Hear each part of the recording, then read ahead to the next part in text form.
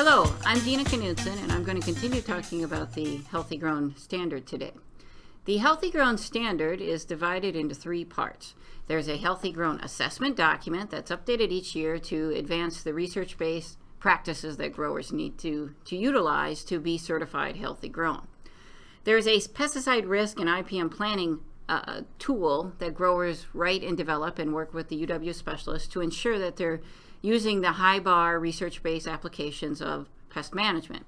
And finally, an ecological restoration portion where we look at how growers can advance natural resource-based restoration on their privately owned lands.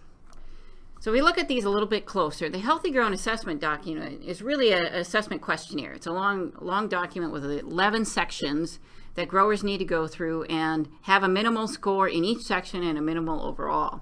The standard is updated annually and includes all the new research and ecological approaches that are advanced each year and really keeps the standard a high bar approach.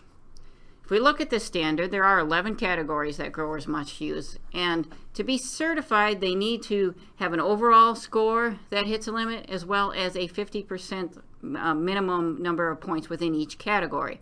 And these are looking at a grower throughout the production system: scouting, information, general pest management, field management, weed, insect disease, soil and water quality, storage, chain of custody, making sure those potatoes from the field are actually getting to the store or their retail outlet as they were intended.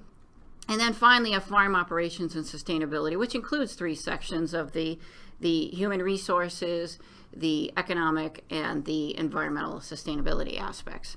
And as I said, this really makes sure that the growers are a holistic approach to the production system, not just really good at one section and not at the others, but they're able to maintain that holistic approach all throughout the production system. This is an example of the questionnaire, and throughout the questionnaire we have things that are called auto-eliminate questions. These are things that growers just need to do or else they shouldn't be a healthy grown grower. In this case, we have what is the most common scouting method, and you can see there's various point levels up throughout the system depending on how advanced the growers are and how they scout. But if they just do informal scouting observations during routine farming operations, that's flusher. They're not qualified to be a healthy grown grower. If they go up to the high bar, crop scouts followed specific patterns along pivot irrigation tracks, along field borders, and in the interior of the field, that would be the maximum amount of points they could get for that specific question. Conversely to that, we have something called bonus questions, or these would be something more of the extra credit that we are trying to get growers to implement, but we might not exactly have all the research needed to implement it full bar onto the field at that time. Now, if we look at these questions, we'll give you an example. So 4D would be how many times were aerial photos of remote sensings used during the growing seasons.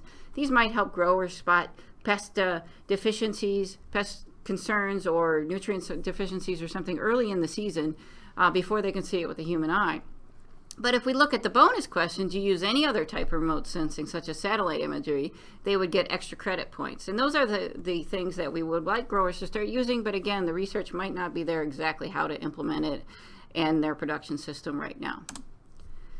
The second portion of the standards is the pesticide risk or IPM planning portion. And this is really looking at how are you managing your pesticide program with using all of your risk management tools, all the cultural options and IPM approaches that you can use to limit the amount of pesticides in the first place, and then use the lower risk ones more appropriately.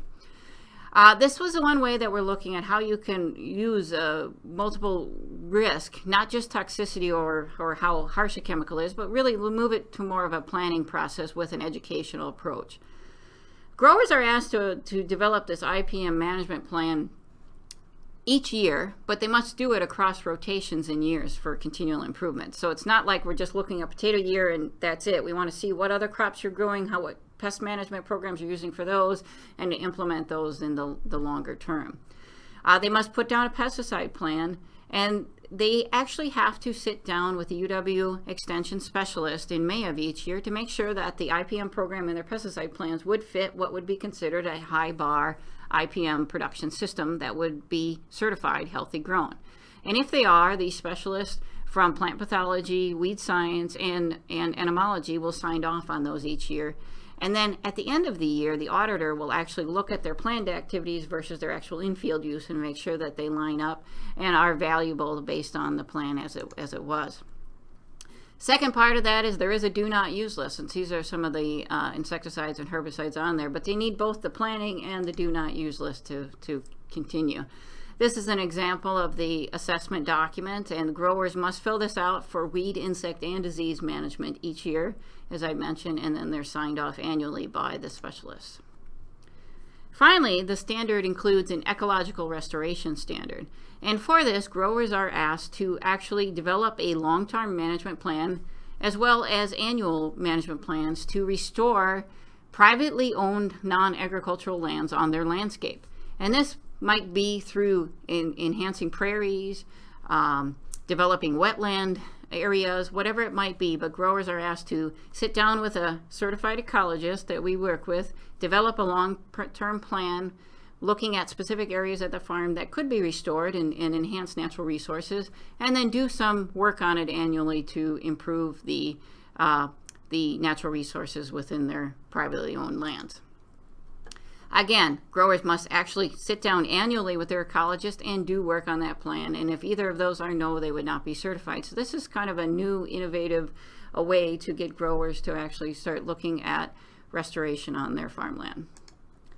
With that, this shows how taking the standard together with Healthy Grown develops a sustainable production model. And next we're going to talk about the implementation and actual documentation of the Healthy Grown program.